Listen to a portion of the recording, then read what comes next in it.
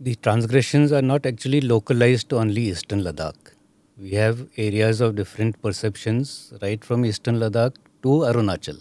The various agreements which are in place categorically rule out the use of force or resorting to firing. But you cannot only observe one paragraph of the agreement and violate all others. For the first time ever, they were cautious that this tactics or this strategy of theirs of trying to overwhelm by superior force will not work. But if you have now coming with clubs studded with barbed wire, what does that mean? You violated the agreement. India as a country showed to the world that it is possible to take on that neighborhood bully. We have, as a nation, the political establishment, all the other ministries and the bureaucrats, the military establishment, our population. Our population, which has so much regard and appreciation for our armed forces, that is our greatest strength. Namaste, Jai Hind. Welcome to another edition of ANI Podcast with Smita Prakash. We are recording and broadcasting this episode on the week of Vijay Divas. We've also just recently heard of Chinese aggression on our border. We are honoured today to have amidst us General Manoj Mukund Naravane. In this podcast, I'm also joined by my colleague, Defence Editor Ajit Dubey. General Manoj Mukund Naravane served as the 27th Chief of the Army Staff till April 2022. He took over from Gen Bipin Rawat. General Naravane's tenure was an action-filled one, especially the Chinese aggression of 2000. General Naravane's contribution in pushing back the enemy will make it to history books someday. But as you will see in the podcast, the mild-mannered general will never speak much about his own role in India's counter-move that resulted in India's troops regaining advantage on the border. However, General Naravane took us back to that period when we were attacked along the line of actual control. What happened then? What were the lessons learned? How it has probably impacted in our reaction to China's aggression in 2022. General Naravane, we are so honoured that you're here with us. Ajit and I have had the good fortune of attending your press briefings, have met you in your office when you were Chief of Army Staff. When a Chief of Army Staff superannuates, the establishment, whether it is the political establishment or the services, they get to say thank you. But civilians don't get to say thank you to you, sir. So thank you for your services. And on behalf of all our viewers, all our listeners, we are most grateful for what you have done for our country. Thank you, Smita and Ajit, for having me here today. And I'm grateful for your thanks. But the thanks are not actually due to me, but to the entire Indian Army, who is actually in the service of the nation. So that's again typical of you to say this. No, that's the fact actually. Right. So for our viewers and our listeners, we are running this program a day before Vijay Divas, and also we are running this program a day after it has come to the attention of all of us that there has been a Chinese aggression in Arunachal Pradesh. And as we are recording this program, Raksha Mantri is speaking or going to speak soon in Parliament. The three service chiefs have briefed the Raksha Mantri, Mr. Rajnath Singh, and he's going to be speaking in Parliament. So in the middle of the show, we will probably interrupt and get General Saab's views on this. General Naravane, when China tried to alter the status of the line of actual control, this was in May 2020. At that time, you were the army chief. Tell us what happened then. And the subsequent months, because the tension continued, the aggression continued for several months. And what was the situation then and how did you deal with it? Well, you see, China has been trying to alter the status quo along the LAC for many years and decades, in fact. Mm-hmm. And they have been doing this in very small incremental steps, which by themselves do not look very dangerous. They actually look quite innocuous. what we call salami slicing, coming up 1 inch at a time. But in the bargain, over a period of time, they have gained a lot. And this is the tactics that have adopted and were continuing to do. But there was a time to say this much and no further. So that is what actually happened as they kept trying to probe, especially north of the Pangangso, when they were trying to probe and come closer and closer in these areas of differing perception. They come time and again, and then they try to make that the historical fact that we've always been coming here. So they try to alter the status quo as it is existing. When you say come, what does that mean? When they come and they don't leave, you mean? They stay? Sometimes that is what we contest. That is precisely what happens in these areas where we have different perceptions. We also patrol up to our perception line. They come up to their perception line.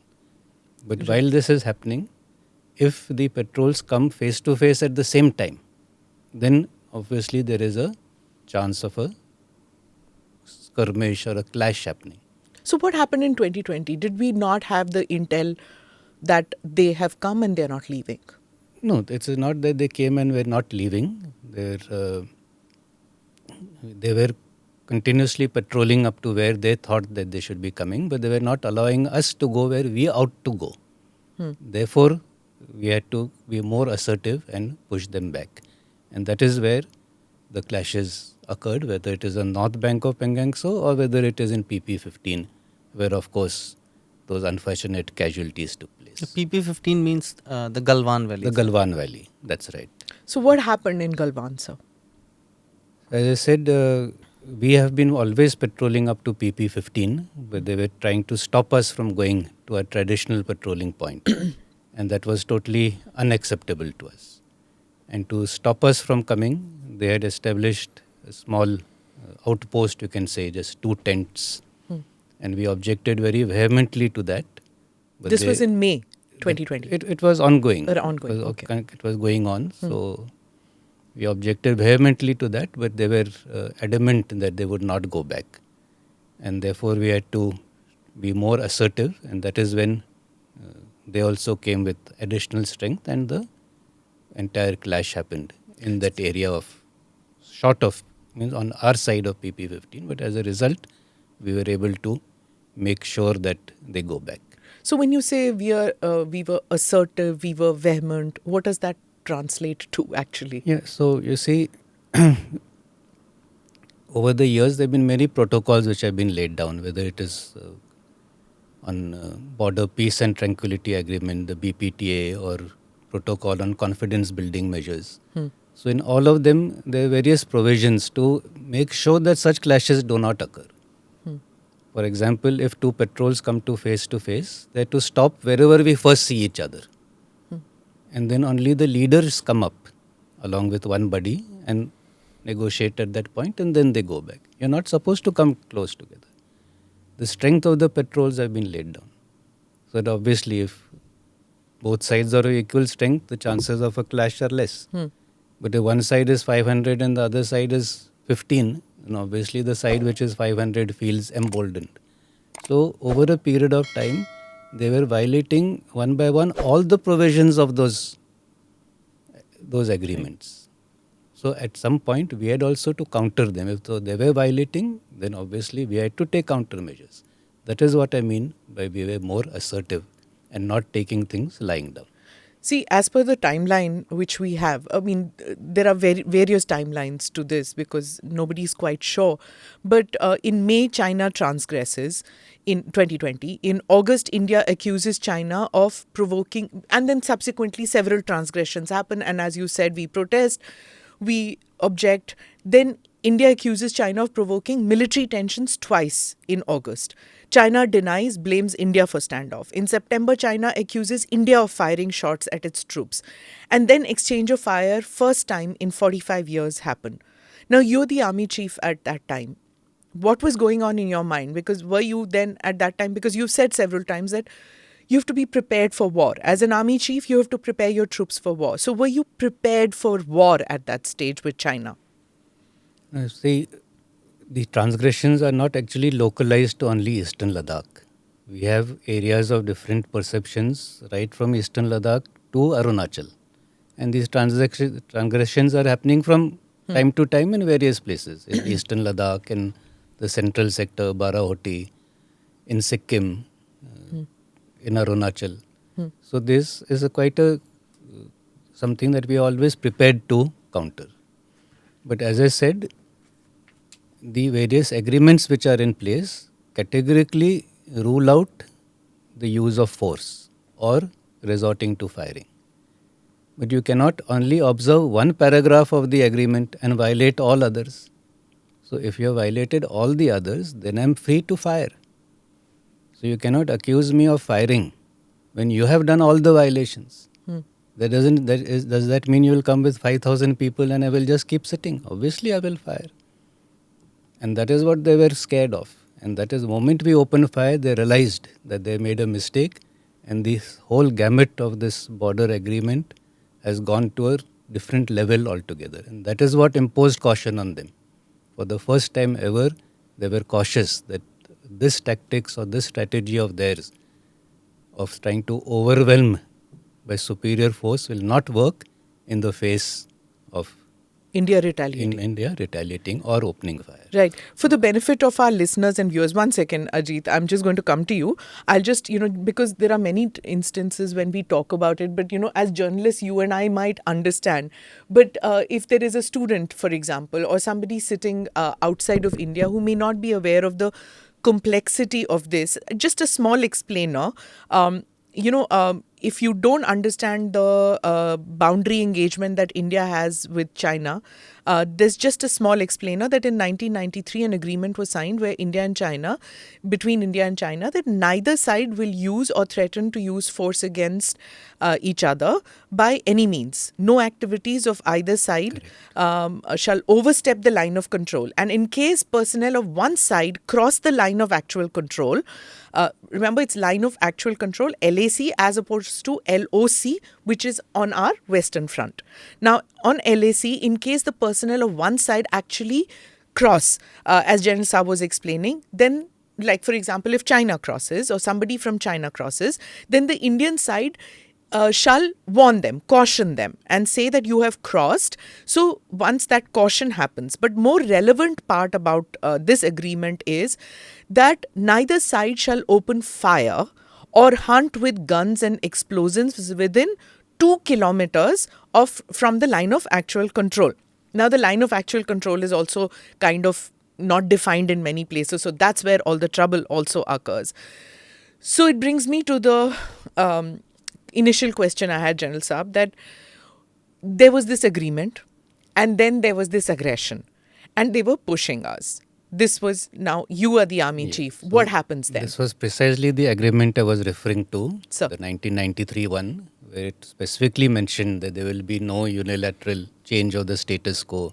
You will not come with weapons, you will not come with arms. But if you are now coming with clubs studded with barbed wire, what does that mean? You violated the agreement. It was the first time that this club with wires happened? So they have been doing that. They've been doing earlier. So as I said, they have been continuously violating the agreement. Okay. Now if you have violated half the agreement, that doesn't mean that we will not, we'll just keep listening and चुपचाप तो नहीं बैठे रहेंगे.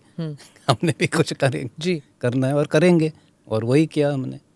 The nature of the enemy has been similar, persistent, or was it altering we saw in the 2000s? No, they have, their long-term strategy has always been the same, to keep inching forward and keep probing us for any possible weakness. And if there is a weakness, then come and sit there and then always say that this is how it always was.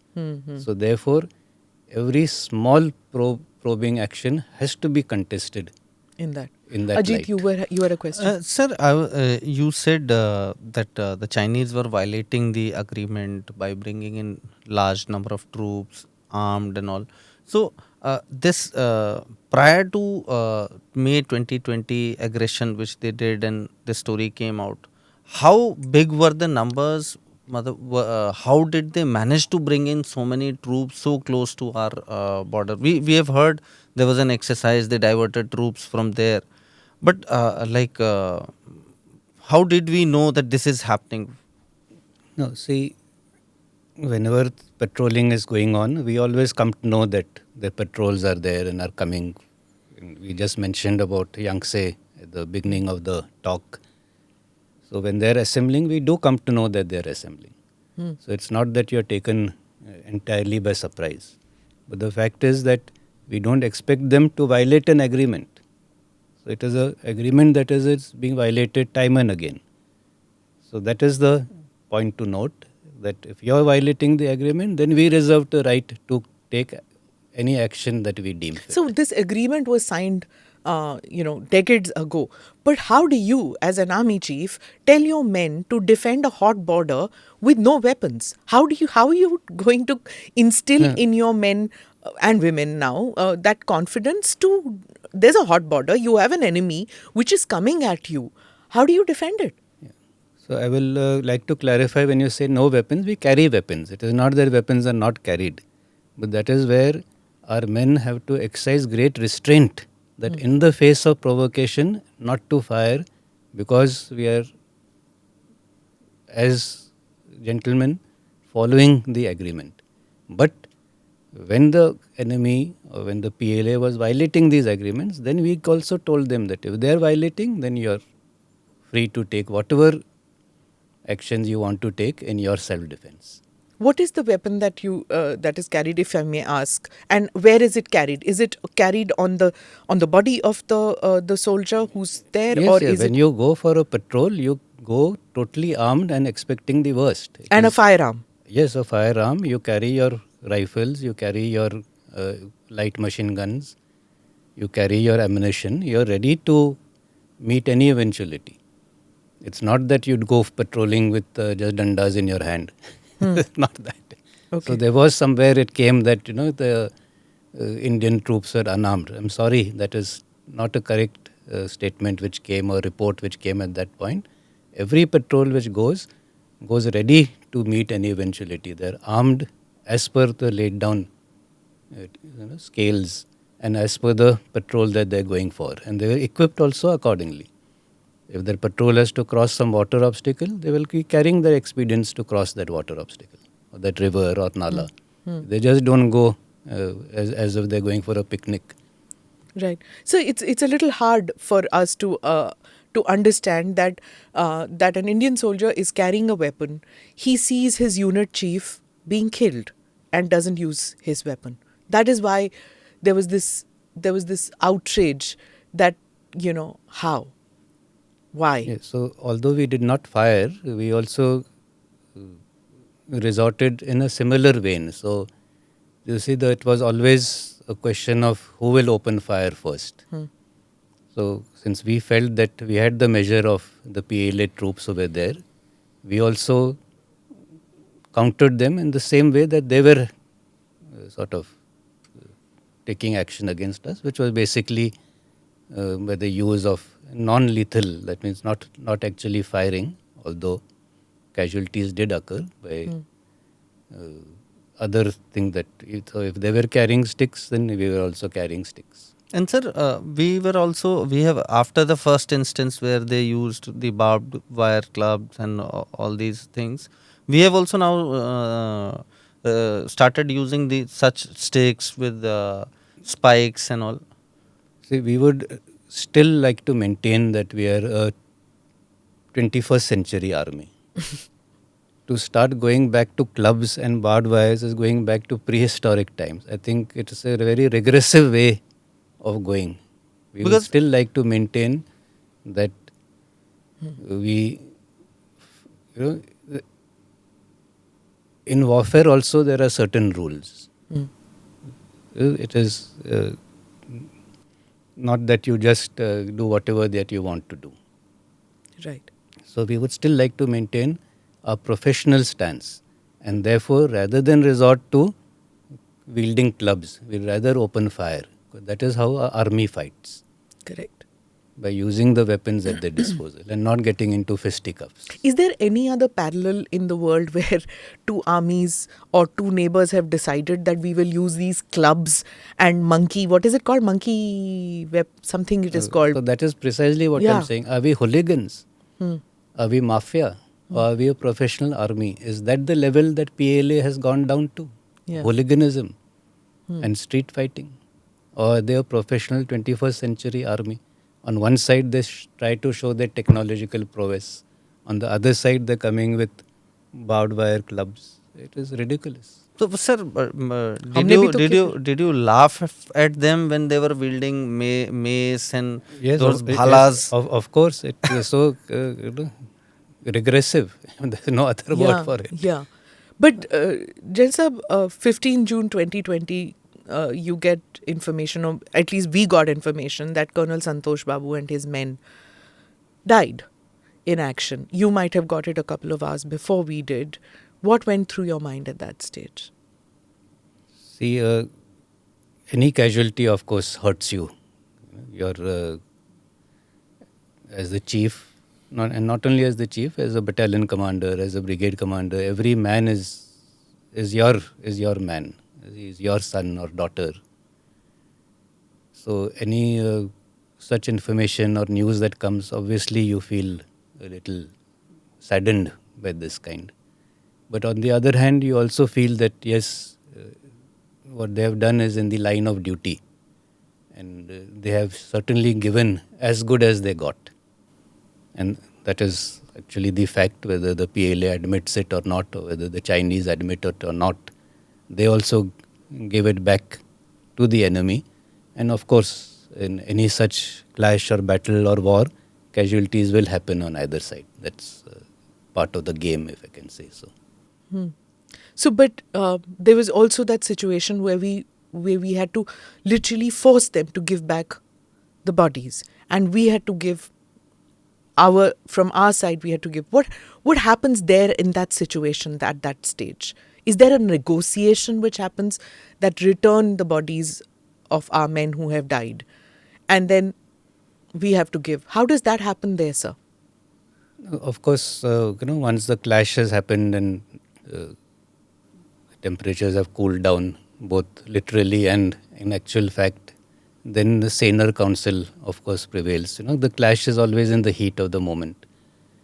And later on, when flag meetings were held... Between DGMOs? No, between and on the ground. On the ground. On the ground, flag meetings were held. We, of course, facilitated the flag meeting through our official channels, including the diplomatic channels. And on ground, the flag meetings were held at the place where the clashes occurred. And that is where then our men came back, were returned to us. So we will interrupt with what the defense minister said. So his speech in Lok Sabha is just running, and some of the pointers are that on December 9th in Yangtse area of Tawang Sector, PLA troops encroached upon and attempted to change the status quo. The attempt by PLA to encroachment was tackled by our troops in a determined manner. Our troops bravely stopped the PLA from encroaching upon our territory and forced them to go back to their post. The defense minister said in Lok Sabha that the matter has also been taken up with China through diplomatic channels. As you were mentioning, Jain Sahab, that this happened earlier too.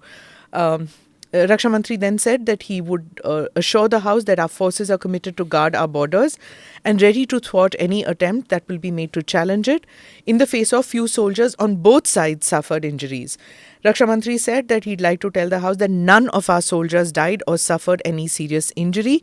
Due to the timely intervention of Indian military commanders, PLA soldiers have retreated to their own locations. Flag meeting was held with the Chinese counterpart, and the Raksha Mantri said that the Chinese side was refused all actions and told to maintain peace at the border. It's I don't maybe know. This has refused. Okay. Or maybe they're not accepting that they've done it. Okay. Maybe trying to imply that. Right. So, Jain Sahab, this what we have heard through sources is that isn't that I think Ajit also will say this, that it's happened before. before, I mean earlier this year, this is 2022, it's happened on a couple of occasions where the Chinese side has tried to come in. This was probably a larger incident which has come to light. Could you tell us whether it is similar to what happened in 2020 Uh, Similar in Yangtse? in Yeah, Yangtse? yes, it is. In fact, Yangtse is one area where the Chinese keep trying to come over across the river into the Yangtse sector. And this is not only of 2020, they try to come every year. And every year they make 2-3 such attempts to come, and they are rebuffed every time. Okay. Of course, from their side also, they must be having some pressure from their senior commanders that how is it that you come back every time? Or kuch karo, press Kuch on karke more, dikhao. kuch karke dikhao. Kuch karke dikha would mean that Either either crossover. casualties or get more land. Is that No, at because least- it's a country which is hungry for land all the time. Even though they're such a large country, they're greedy to capture land. more. Yes. Yeah. So that is why their commanders would be pressing their people also that at least go up to our stated claim line, but we do not allow them to come even up to there. And they have to cross a river to come to our side, and that is where we block them. And we are on a tactically advantageous position, so it's well nigh impossible for them to come. But yet year after year they keep attempting the same thing, and year after year they suffer injuries and go back. Of course, in the bargain we also suffer some injuries, but they have always been at the receiving end. And they make 2-3 such attempts every year, and the last one is normally before the onset of winters. So, and before the snows come, and then all such tactical actions would thereafter not be possible. So we expect this every year, and we were very well prepared to thwart it. It used to I'm happen sure. in the Western sector too, in Siachen, till an operation happened and they were evicted out and they learnt their lesson and said, "Ab nahi," because we didn't move out from there. Is it similar in what happened in Siachen and what's happening in Galwan and what's happening in Yangtse area? I think to an extent because of the stand we have taken and because we have now made it very clear that this unilateral changes will not be tolerated by us. So by and by, I think it will dawn on them that there is no point in escalating the situation all the time. And it would be better to move towards a permanent solution to this border problem rather than keep this friction alive. And as our foreign minister has said, as long as the border question is resolved, it cannot be business as usual. Right. So I think over a period of time, this realization will dawn on them that it is better to have a stable and peaceful border rather than continuing to have such small incidents every now and then, which is, it becomes a setback to our overall relations. So I Do you think it's dawning? I mean, you've attended several meetings with them. Do you think that they are receptive? It's an army which is receptive to change, or it's not? I would not say the army receptive to change. It has to be the political establishment which has to be receptive to change and should realize that if they really want peace and tranquility in the region, if they want China and India to re-emerge as the geopolitical and the economic hub that we were in the 18th century. In the 18th century, it was China and India which contributed 80% of the world's GDP. So if we want to regain that position in the future, then it would be better if China and India are friends rather than having this competition and confrontation every now and then. Sir, I would like to take you back to the Galwan issue. You said the Chinese had put up tents and we opposed that vehemently. And so during Galwan, when we took action, those tents have been now pushed back. Yes. And we did it successfully. The team led by Colonel Santosh Babu and his men, they pushed back the Chinese from that position where they had pitched their tents. It was not so clear cut as it seems now. So there was a period when they tried to push them back. They were still there. And then as a result of the talks which happened thereafter, and 10-15 rounds of talks took place. And then in every round of talks, we agreed to disengage from where we were. And as a result of that disengagement, now the status quo has been restored In all the locations, sir? in all the locations. Yeah. So, and can we say that the status quo which the Chinese wanted to change unilaterally post 2020 from May 2020, we have gone back to the older positions after the several round of Several talks with rounds of that talks. which we have had. That's right. So post the several rounds of talks, the status quo as of April 2020 has been restored. Okay. Jalsab, I'm going to pick a quote of yours. In an interview, you had said, army people are the last people who want to go to war. It's always better to have the whole nation approach and have a good relationship with your neighbors, a stable relationship with all your neighbors, because if you have stable relations, the country prospers, and that should be the aim. That should be done at a political level, diplomatic level, but you need the army. If you want to ensure peace, be prepared for war. I'll take you back to that situation when you became chief and when this thing happened, when this action happened.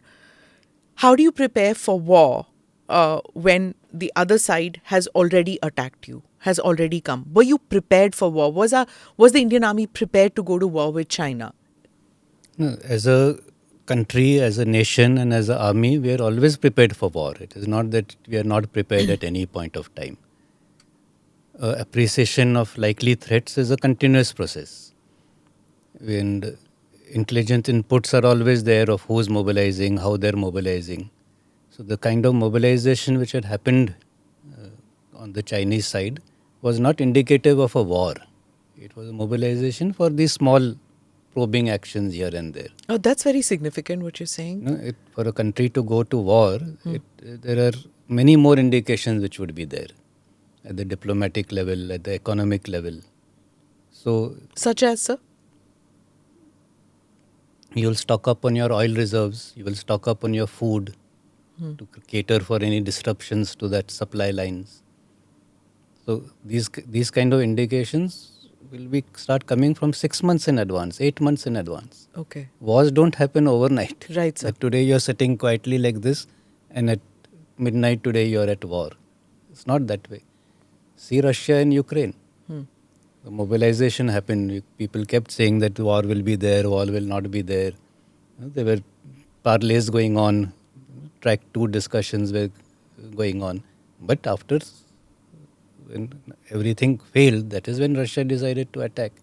It's not that 24th February, one fine day they went off. Yeah. But we knew that something is happening. Well in But on advance. China, is there intel available? That's what it is. Oh It's yes, such we should not discount our forces, our other agencies. We have very good intel. We know what is happening, and in a era of technology with satellites and all, we very well know each and every move of this. And as I said, in the whole of nation approach, it is not the army alone. All the organs of the state, our RNAW is doing a wonderful job. We know exactly what is happening. So let's not be under this delusion that one fine day we're going to get surprised and be at war. We will get adequate notice. We will get adequate notice to mobilize. We'll get adequate notice to go and occupy our defenses and be prepared in all respects. I can say that with utmost confidence to the entire nation that we will always be ready to face whatever is thrown at us. So in 2020, one question, Ajit, then you go. In 2020, there was a lot of, there were these propaganda videos which came out from China, if you remember, that, these trucks going with thousands of people being mobilized. Of course, there were takedowns by the Indian side which said कि ये fake videos हैं, ये पहले के videos हैं. And then there were these that, all those trucks which were moving, they had mobile toilets with them, whereas our forces don't have it. So there was, like a lot of propaganda war which happens during these kind of situations. Is India equipped to handle that kind of propaganda war which comes in? For that, actually, again, I would say at the military level, we are very much capable of handling it because we know what is what. On ground, we know. We can see them. We know what their physical standards are. In fact, at the height of the crisis in Eastern Ladakh, their troops who were in that forward line had to be relieved every 48 hours.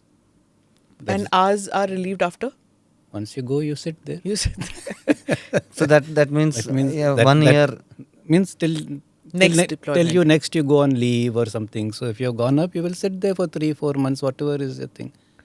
That is the hardiness of our troops.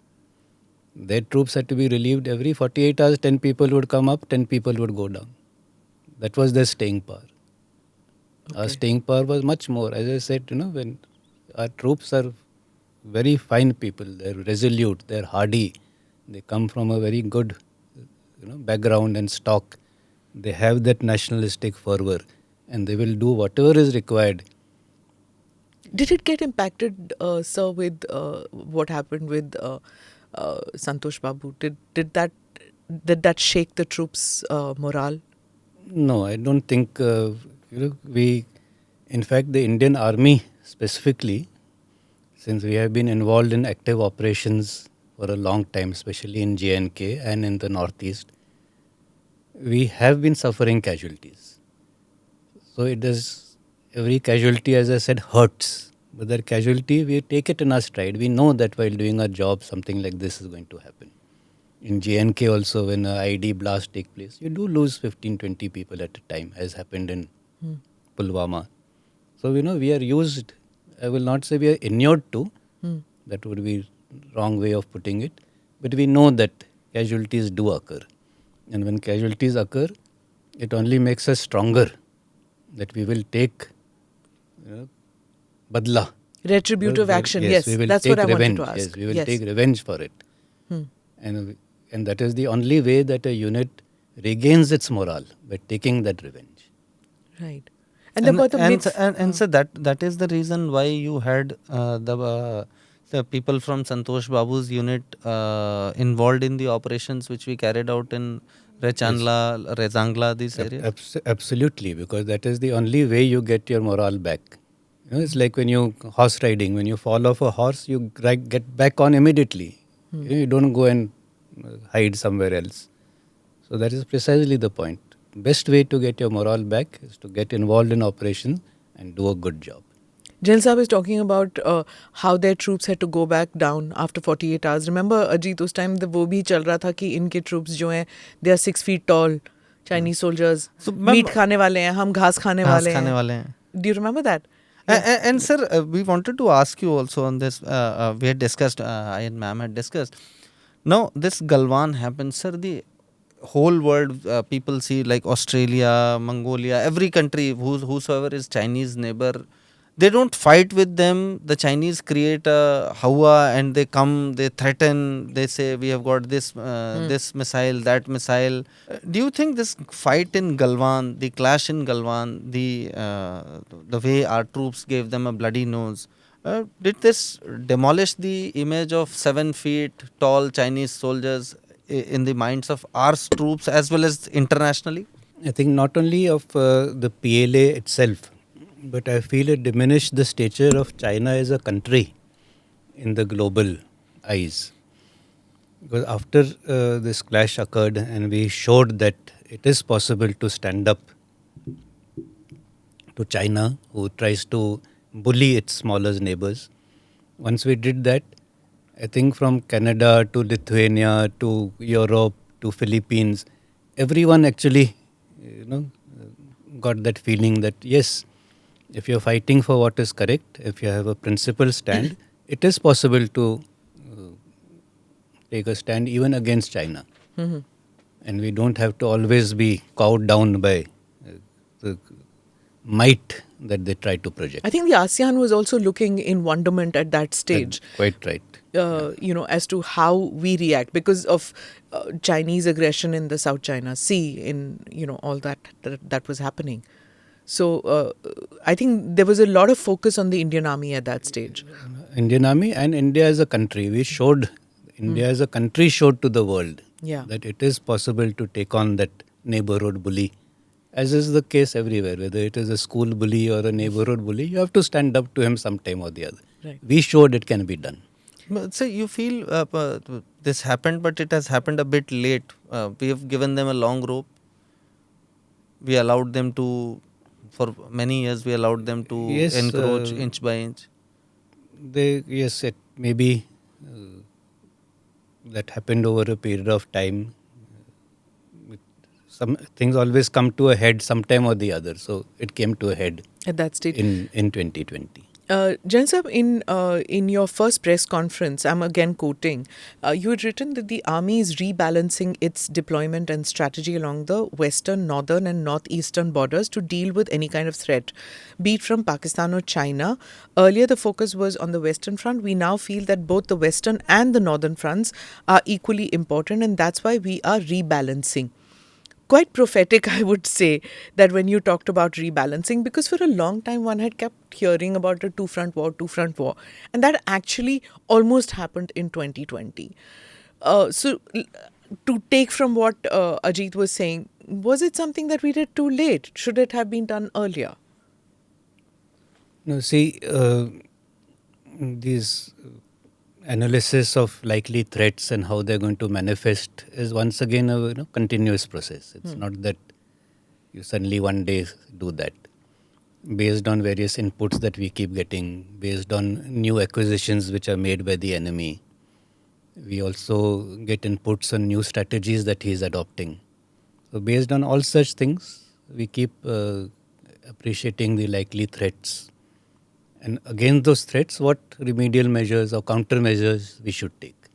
And it is in that light that we felt that the threat from our northern borders is increasing vis-a-vis that of our western borders, and therefore we need to rebalance some forces. We have always had plans in place where some troops could go from the western front to the eastern front or vice versa. It is a question of where they should be initially deployed. They be initially deployed more to the west and go to the east? By east I mean east and north as a contingency, or they should be against the northern adversary first and go to the west as a contingency. So that is what is the rebalancing. That rather than being more west oriented, they become now more north oriented. So that's but that does not mean that they cannot come back to the west. Yeah. Because that's a continuous threat. Continuous threat. It's and not. So we it's keep evaluating. But suppose tomorrow something changes on the western front, we might revert to what it was earlier. But you can also be sure that now, see, there's also this thing that we never talk about China as Dushman Mulk. But it has come to a situation where if this continuous engagement with weapons, this continuous injuries which are happening, it is a Dushman Mulk. So if you have Dushman on both northern and northern, western, eastern fronts, they can collaborate and it can become a single front war, like maybe geographically different, but actually one Dushman, if they are collaborating like this. So in the analysis of threat, we will always have to prioritize. And I think that kind of prioritization we do everywhere. In our personal lives also we prioritize. So similarly, we have to prioritize which is the more important threat or which is the more dangerous one. And of course, focus more on that and less on the other. And now nobody has any doubts that China is the enemy number one.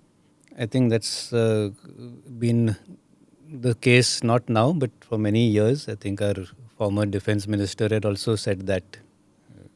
George Fernandez. George Fernandez more than 2 decades ago that China is the enemy. So there's nothing new. It is just that we have become more cognizant of that fact and we are more open to talking about it rather than keeping it in the shadows and not mentioning it. Jen sir, right now, even as Raksha Mantri speaking in Parliament, before that he was briefed by the service chiefs.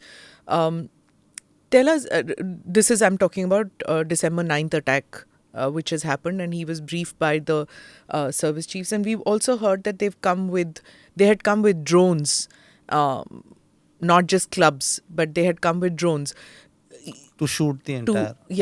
To film the entire thing. Maybe not weaponized drones, but maybe these drones were there to see forward how many troops we have, or I don't know. I mean, there could be cameras operated from those drones. You would have briefed similarly the Raksha Mantri. What happens in these kind of briefings? Give us a sense of how this takes place, like when you inform the civilian leadership. No, obviously, we have to give a very fair and clear picture of what has happened, and We try not to hide any facts. And if something has happened, like in Galwan, we suffered casualties, straight away we said, yes, we have suffered the casualties. We did not try to hide it like the Chinese have done. And they refused to declare. Now they've declared 4. Now they agreed to a 5th one. But the numbers are much higher. So we give a very clear picture. We give an assessment of what has happened and an assessment of what is likely to happen in the future.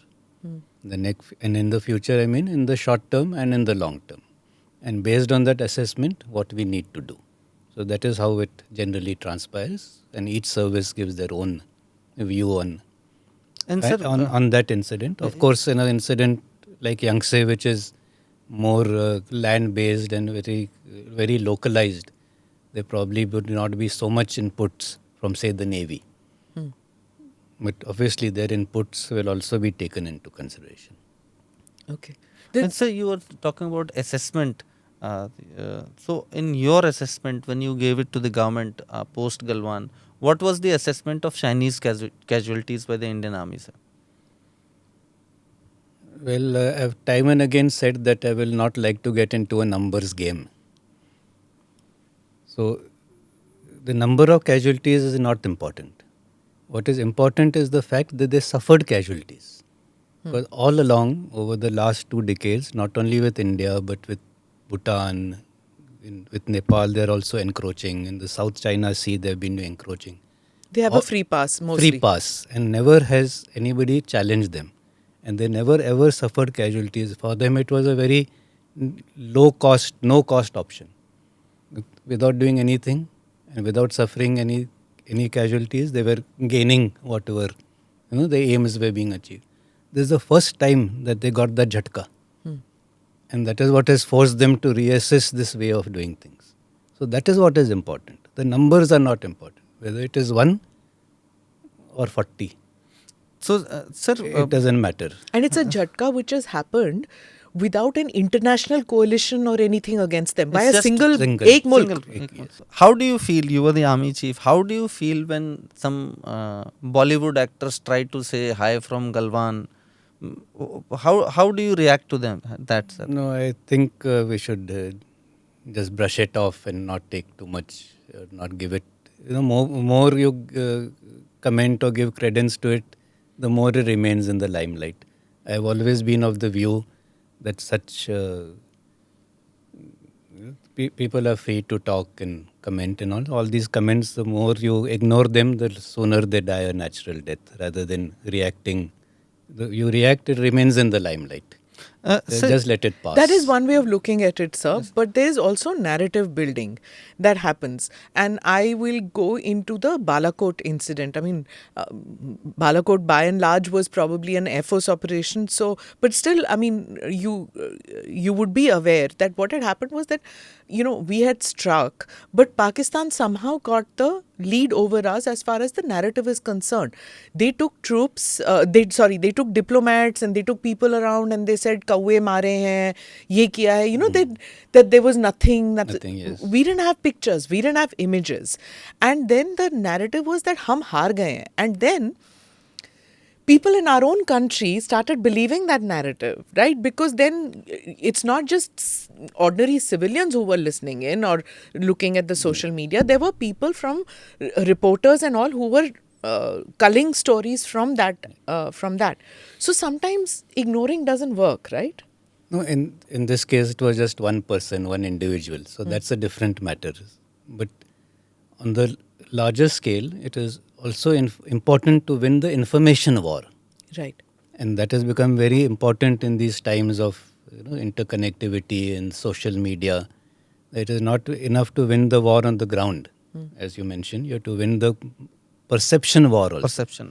And for that, I think it's a whole new ball game, and which has to be done at a much higher and at a national level. It is not something which will be done at the ground level, that a battalion commander is saying something. So it will have to be pieced together and that narrative built and aired to show that we have actually won the war on ground. So both these Yeah. things have become very important now. And हम पिस जाते हैं as journalists, let me tell you, because decades of of this experience which Ajit and I both together, if we would have, is the same thing, that we get information from, and not just this incident, but any other incident also. You get the information, and then the Fauj wants to run with it. The civilian administration doesn't want to run for it, and I'm talking about years ago Yes, also. yes. Okay, now the American president is coming. So even if we would have won something on the ground, don't report on it, don't say it. Or we would have lost on the ground. Maybe we've lost a few men on in a terror incident. Our forge has lost, but don't run with it because you have a visit or you have an international event which is happening, which India is hosting or whatever. तो इसको चुप करो. Or like in the recent past, sir, that don't report on this matter because we have the 8th round of talks happening. Don't report on this matter because 9th round of talks is happening. So when you're doing this Psy war, it has to be coordinated at the highest level, because only at the highest level do you know all the other ramifications. Because a statement made at a lower level should not boomerang on you or rebound with say a different country or a different ally. So therefore it has to be coordinated at a higher level, and perhaps then we have to accept that they know more than what we do. And therefore their decision is the correct one. When they You say, mean they, in the sense, the political establishment or the civilian, whatever. Yes, not the bureaucracy. I won't say the political establishment, the government of the day. It is a government. We are responsible to Parliament, Right. not to a particular party and we are responsible. Parliament decides, and So that is the government of the day. So government of the day are more seized. They are getting inputs from so many places. They're getting inputs from so many missions abroad. They're getting inputs from the RNAW. They know what is, maybe there is some trade deal which is being struck, and a statement may jeopardize that deal. So there are so many facets which you and me may not be aware of. Okay. Because after all, we are bound in our own domains.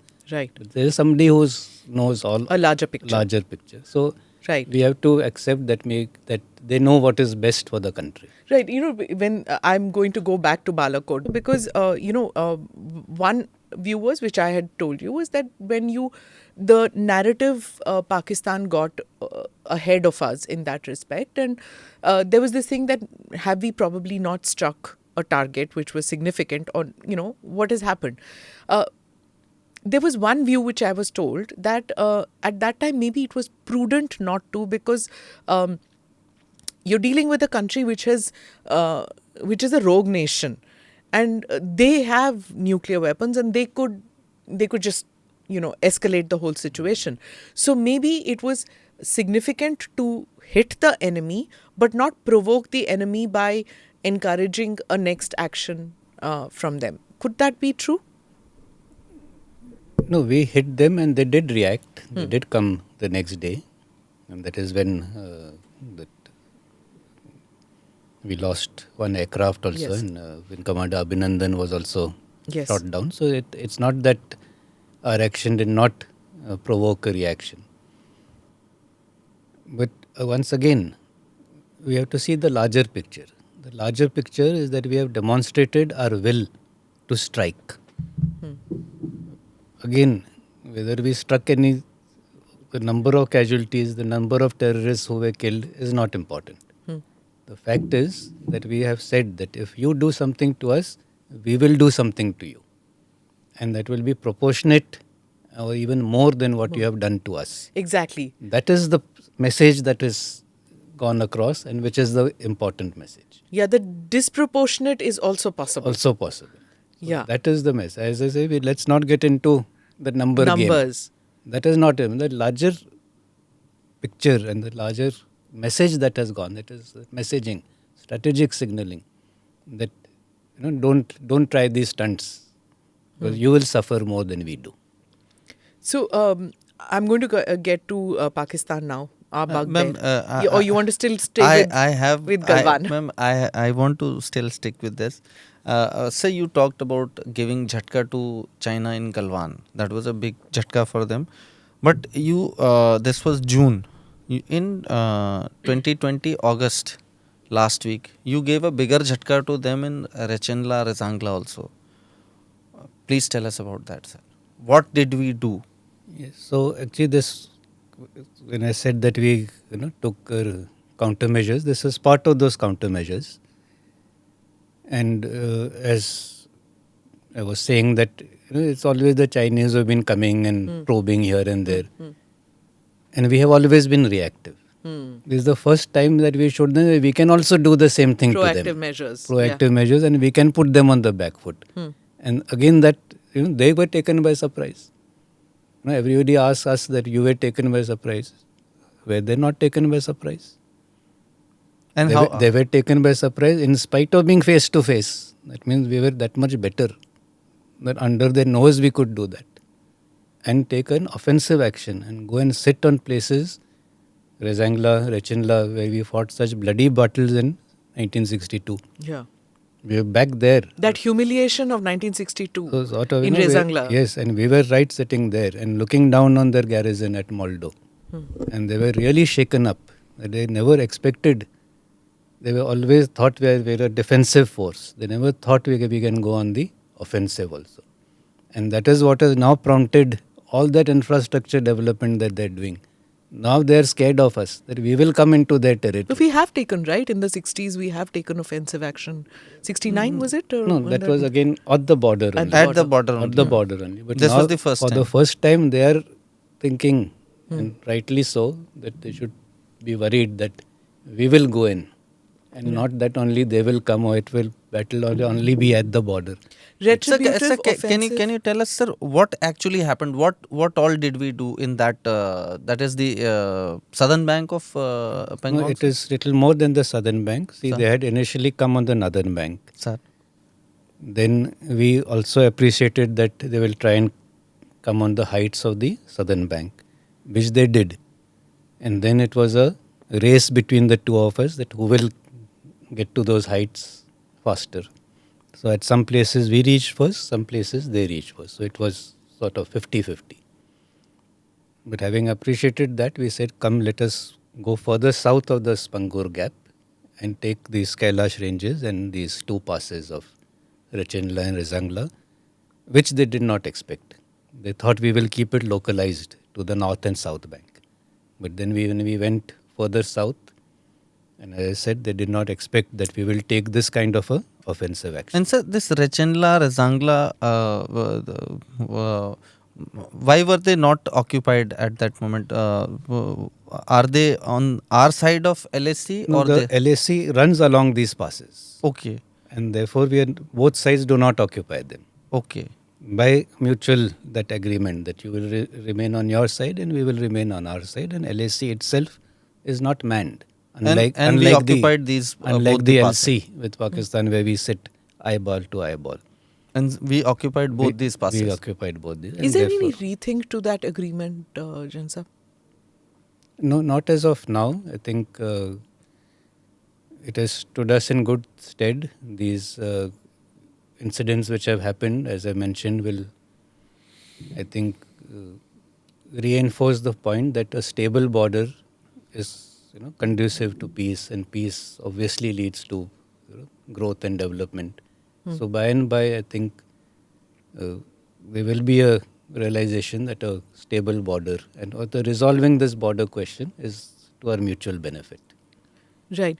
For our listeners and viewers, we are running this episode on the week of Vijay Divas. Those who might not be in India, you may not be aware of the significance of the day. 16th December 1971 is observed as Vijay Divas, the day India helped in the liberation of Bangladesh, a decisive war when Pakistani troops surrendered to the Indian army. Jan Sahab, I want to ask you about that 1971 surrender.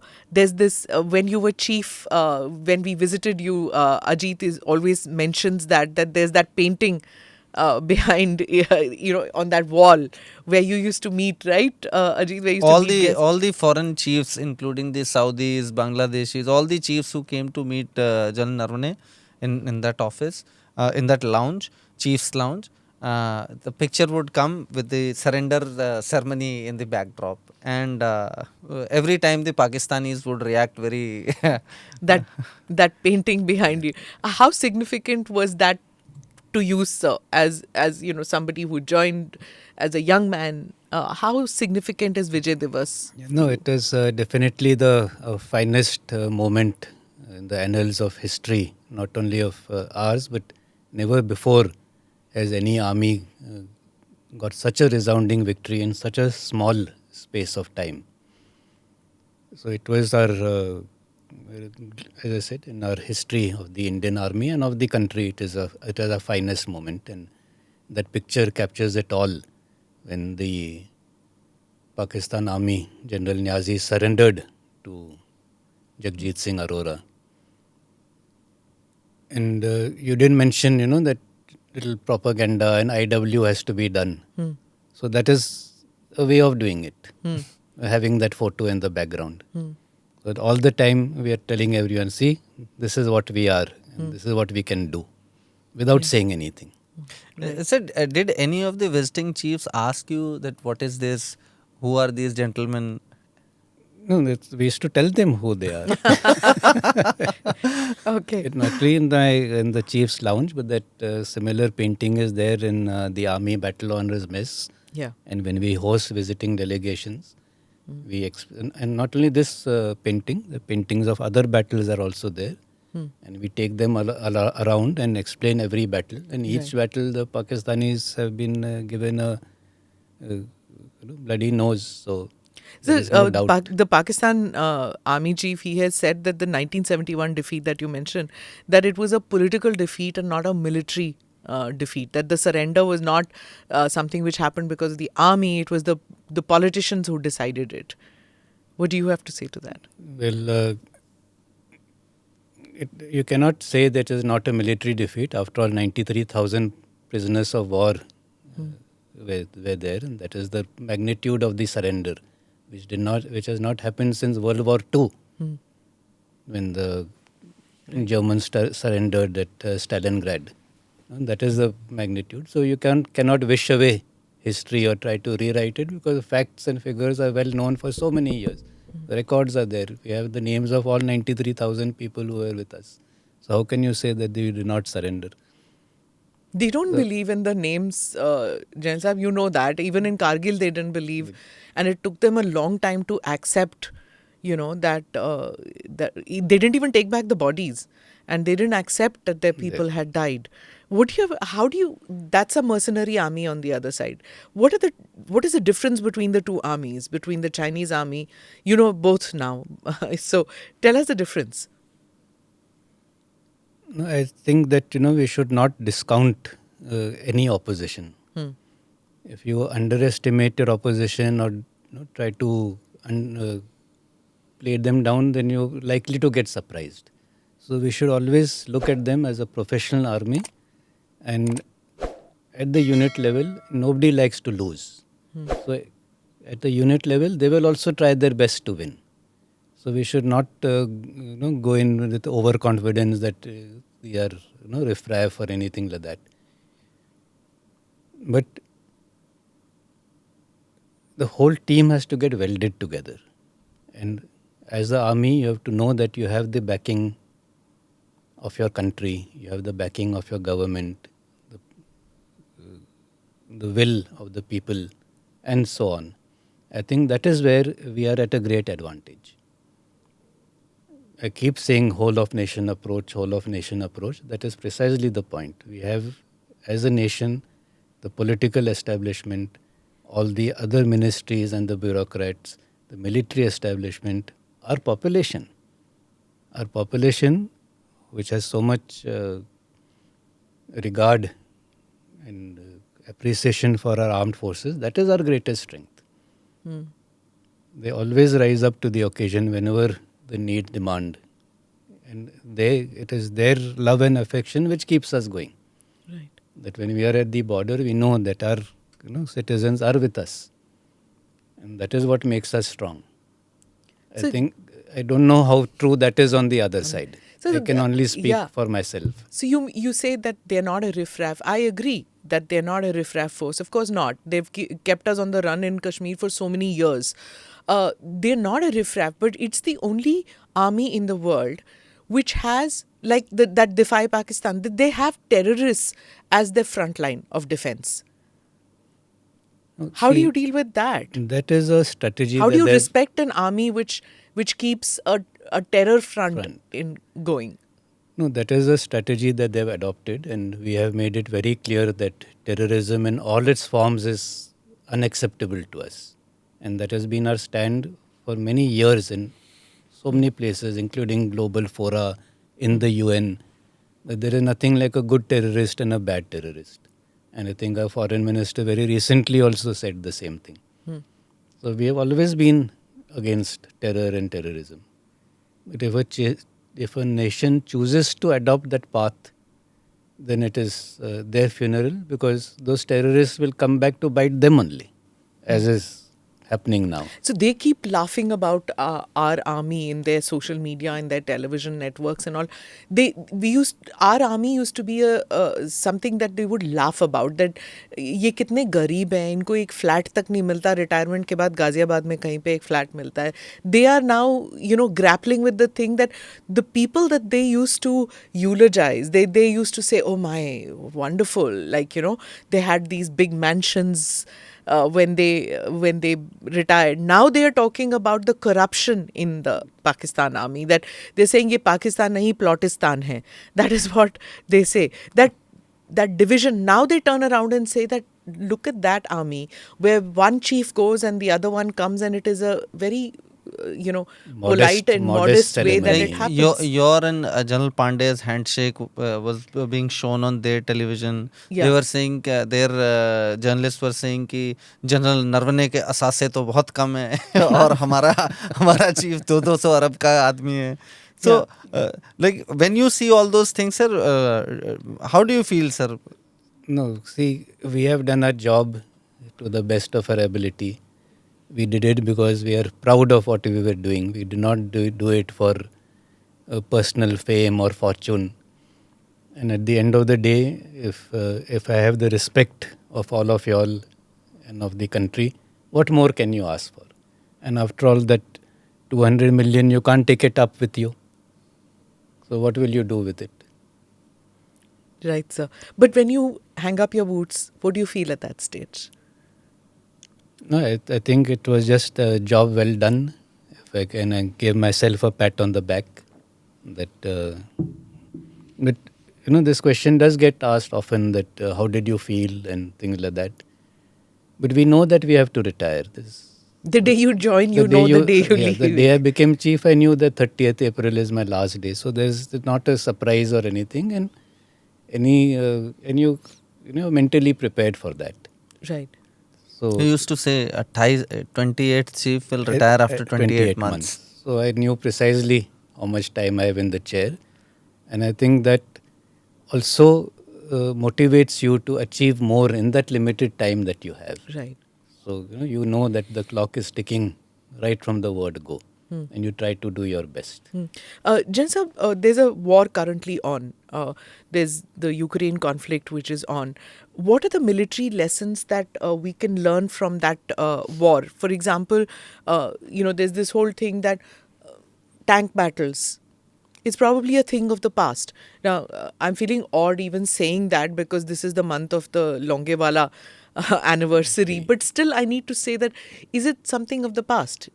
Are these battlefields changing now?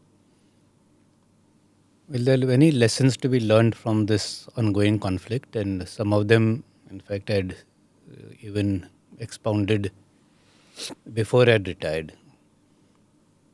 The first and foremost, before we get down to the lower level, is that wars will happen. Okay. And there is a certain school of thought that wars are of the past, and big nations will not fight, or nuclear countries will not fight, and so on and so forth. And therefore, a diminishing sort of importance to defense preparedness and reducing budgets.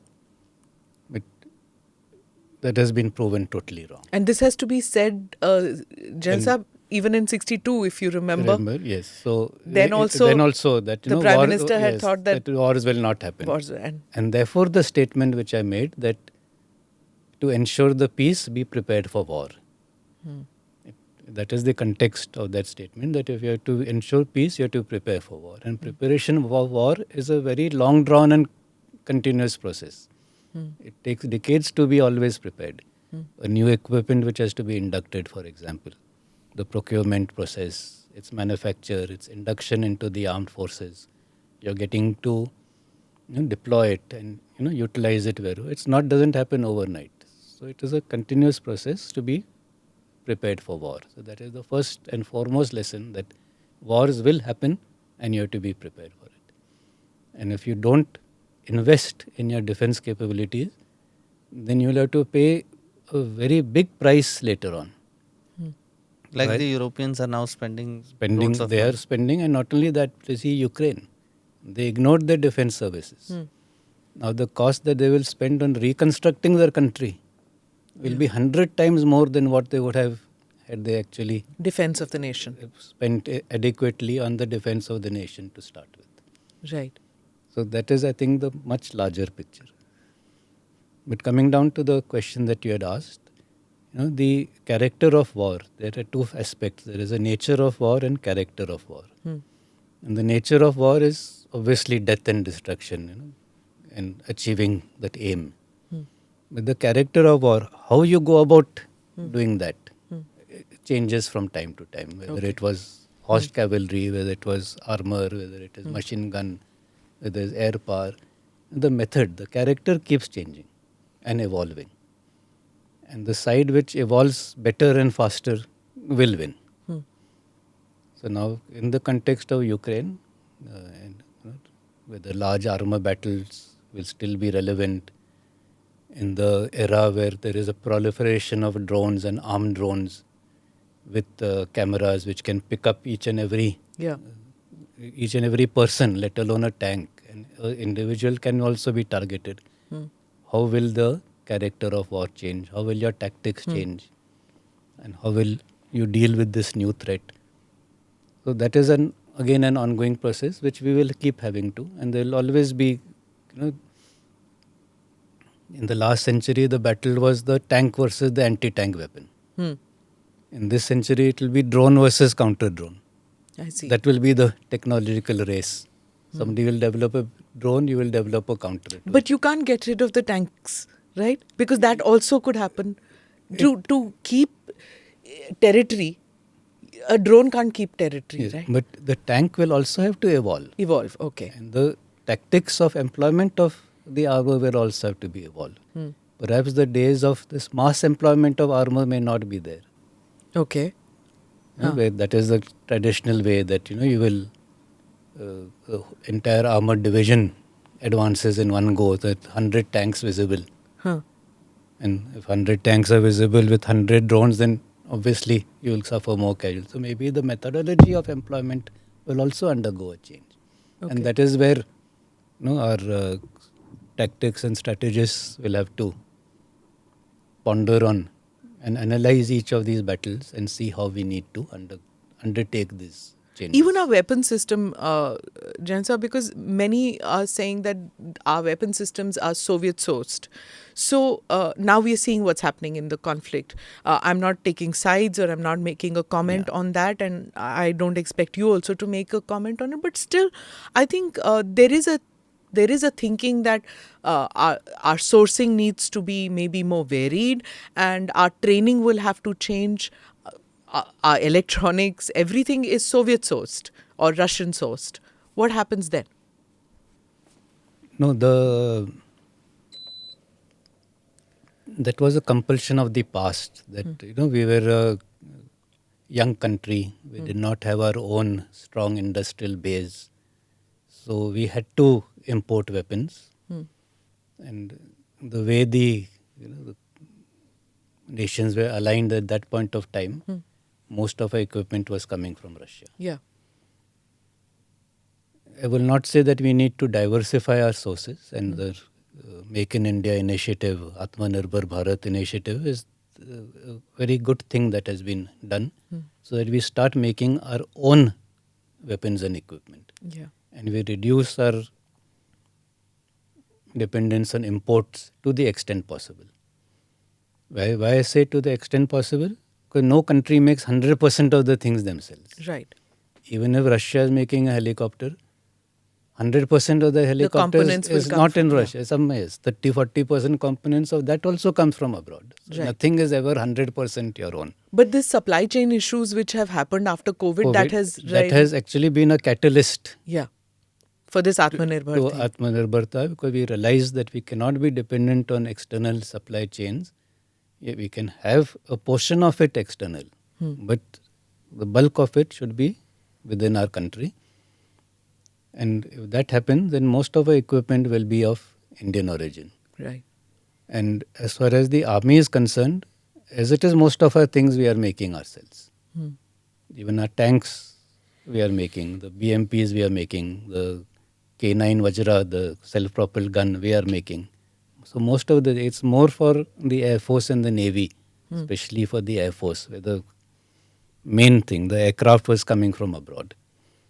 But now that is also going to undergo a change. Why one point was left from the China episode? Ajit is going to labor on the China thing. And I want to also come to the Agniveer and that scheme. Sir, you are the, I guess you are the first and only chief who stepped on the Rechendla Razangla pass in that area. So, what is the status there, sir?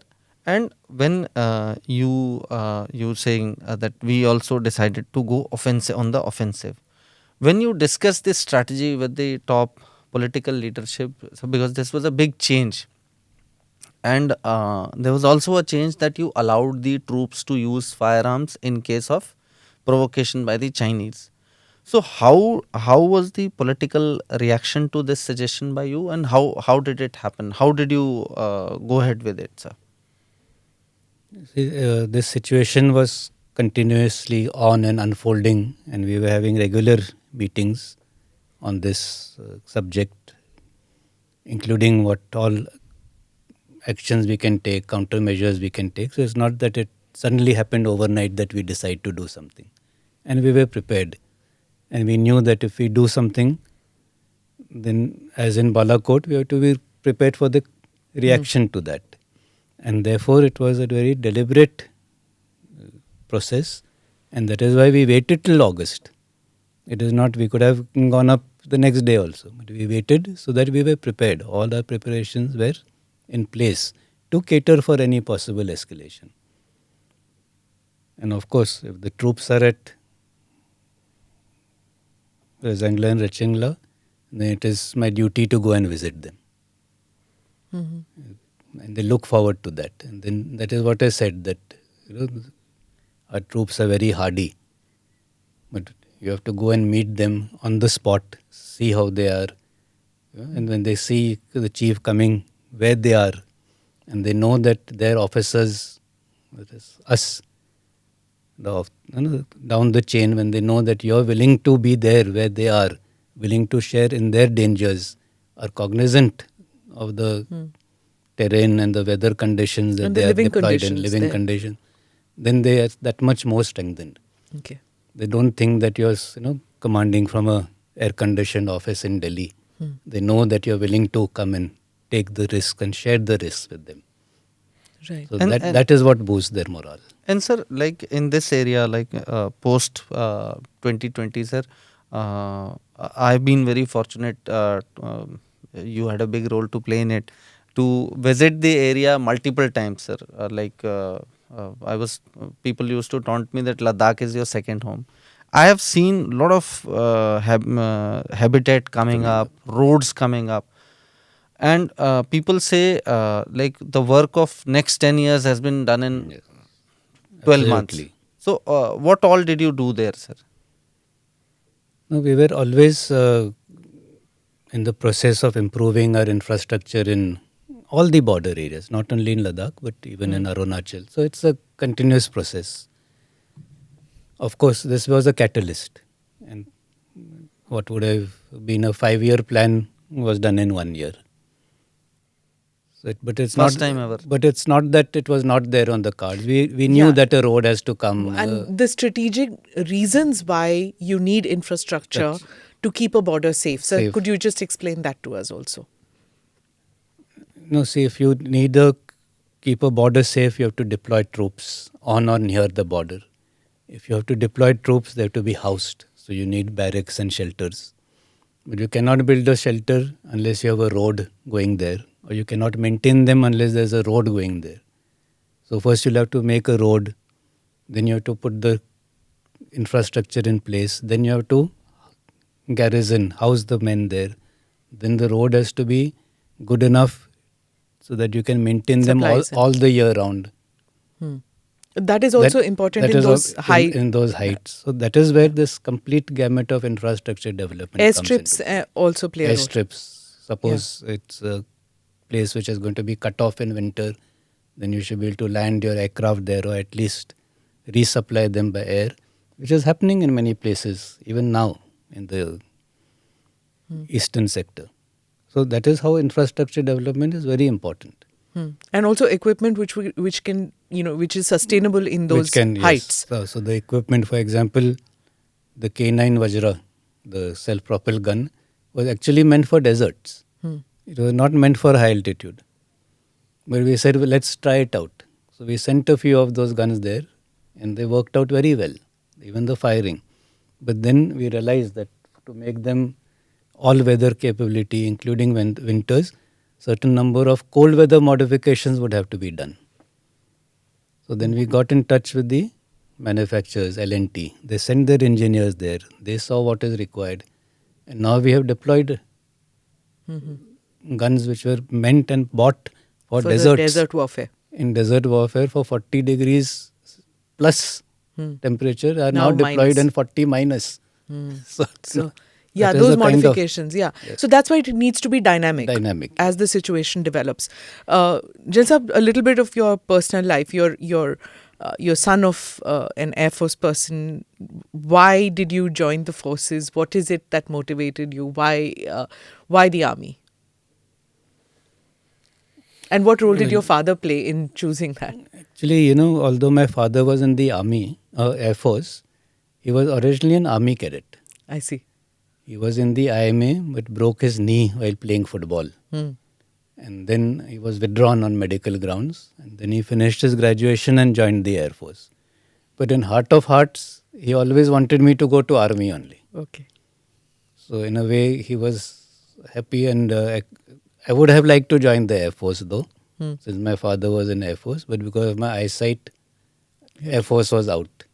So I, by default, landed up in the army. I wonder whether the force knows this.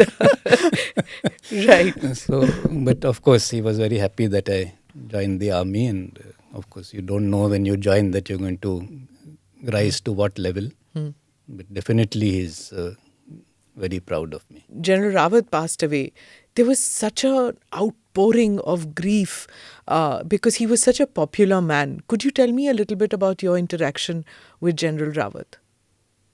Yes, that of course was a very big shock to us, especially since we had on 7th itself been together for the curtain raiser for the Panics exercise, which was to start in Pune shortly thereafter. And that is the last time I met him. My last time also. Sir. So 7th, in fact, we did that thing along with the Honorable RRM.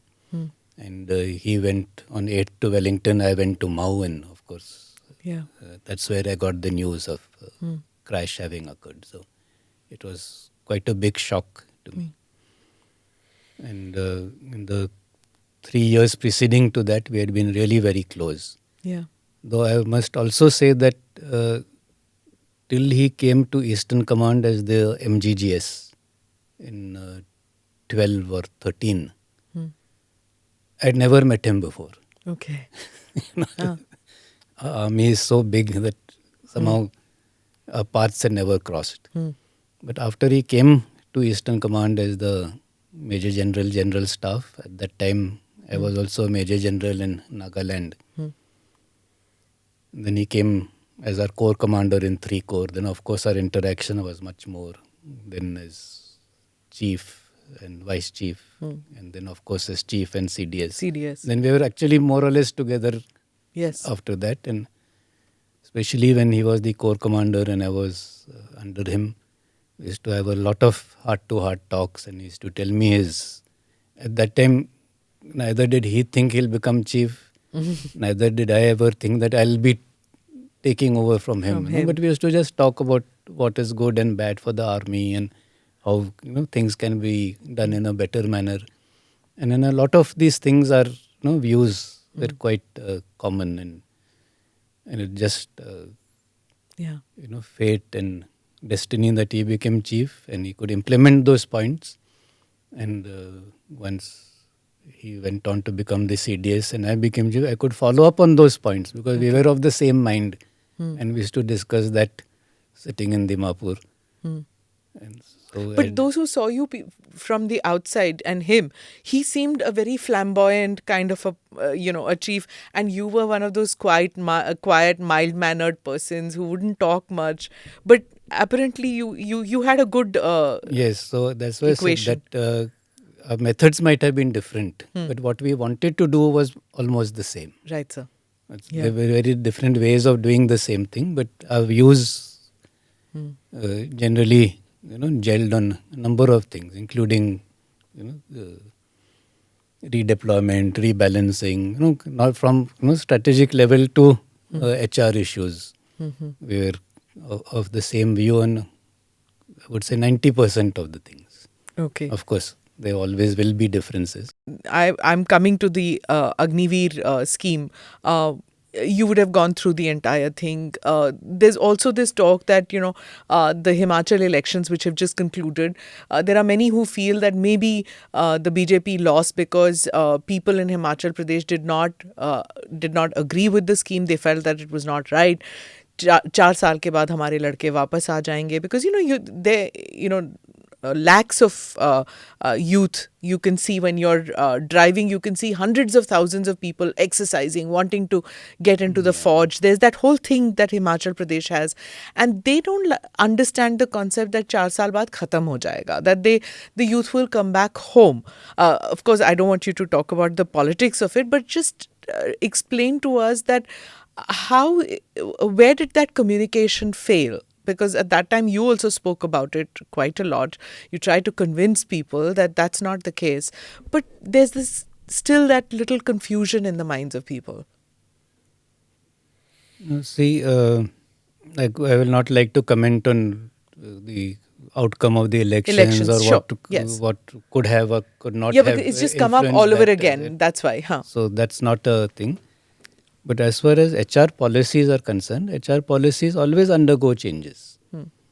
Now, in the mid-70s, the colour service used to be only 7 years, with a 7-year reserve liability, and there was nothing like pension.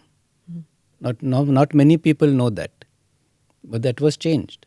It was changed to 15 years to make it pensionable, with a 2-year reserve liability. So, if you can increase it, you can decrease it. HR policies will also be dynamic. So to say that you can't change a HR policy is not correct. Now we are trying out this scheme. Give it a chance. How do you know it will not work? When the age was increased or the colour service was increased from 7 to 15 years, there was a UN cry that, we'll be an old army. How can you have such, we need youngsters in the army.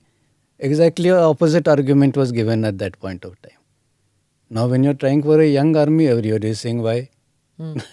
So these things are always, from time to time, we must give it a chance. It may be a very good thing. It may have, and no policy will be foolproof. Whenever you try something, there are bound to be some niggles, teething troubles. And that will be tinkered with. That will be tinkered with. That will be, those changes will be brought into. But the first 4 years, I don't anticipate there being any requirement of change. After that, when the first batch of people start coming out, then we'll know exactly what more needs to be done. And as and when requirement of change is there. I'm sure whoever is in the chair at that point of time, the service chiefs, will approach the Raksha Mantri and the government that this is good, this is not good, this needs to be strengthened, here we need changes, and those changes will keep happening. Is the training period, the short training period, something that you think is all right? Because you've gone through a rigorous training module. Is that short training enough?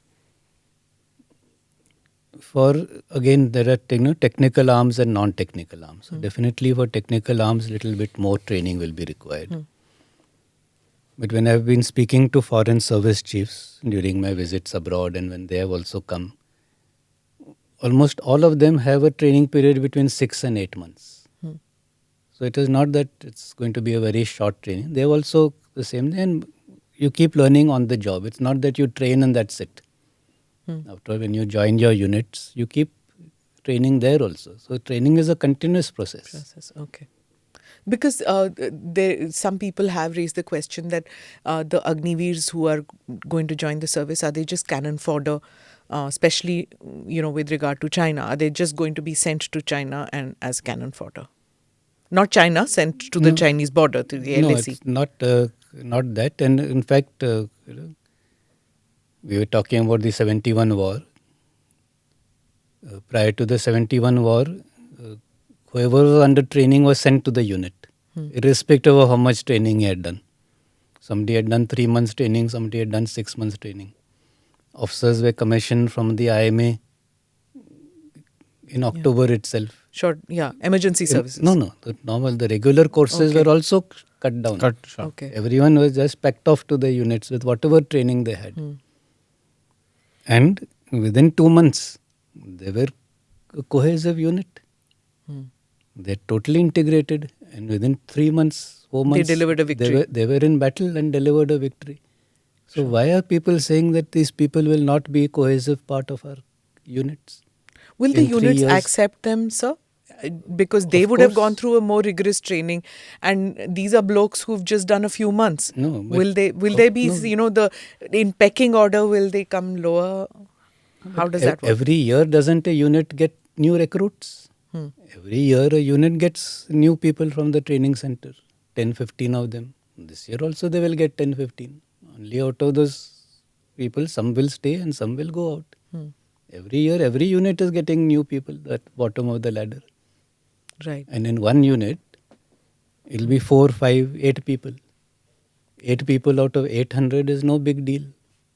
They will get assimilated. After 2 days, you don't even know who's who. When we had a time when CRPF officers used to come for 2 years attachment to the Indian Army. And when they used to come, they used to wear the badges of rank and all of that unit. And after a month or so, you didn't know who's who. They're not lesser people. They're not lesser, or that he's that CRPF chap on attachment and he's the regular fellow. And he's to deliver as good as anyone else. Right. He never thought I'm here only for 2 years. Or we did not think ye to 2 saal ke liye, ye to isko Side mein rakho. It's all up to you how you make use of the resource at your disposal. And this is, I don't think it's going to be a major That's the culture of the force. Culture is not there. They will be very well assimilated. Right. And there will be no impact on the efficiency of a unit. Sir, आपने जब आप when you took over as army chief, आपने आके सबसे पहले I was the first person standing in front of you. आपने ससरेकाल बोला था. You are from Maharashtra. तो मतलब ये आप सोच के आए थे या और this is natural, sir? No, I think it's natural because you've been commissioned to the Sikh Light Infantry. You've spent better part of your life with them. रोज सुबह शाम जो है सत श्री अकाल ही सुनते हैं तो मुंह से वही निकलता है. अभी भी वही निकलता है. If I see somebody, we doorman when we walked in was a Sikh person. I said sat shri akal. No, it's just second nature. When you join a unit, that just goes to reinforce that Agniveer point. That when you join a unit, you become one with that unit. Whether you are from place A or place B doesn't matter. Your unit is your life. Your unit is your family. And you will do anything for them.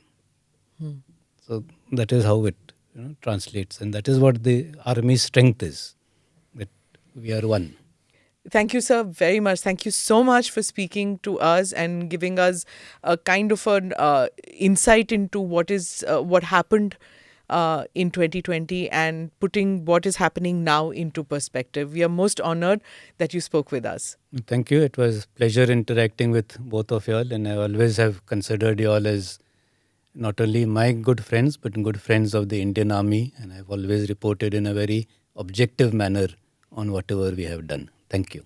Thank you, sir. Thank you for listening or watching this episode of ANI Podcast with Smita Prakash. Do like or subscribe on whichever channel you have seen this or heard this. Namaste, Jai Hind.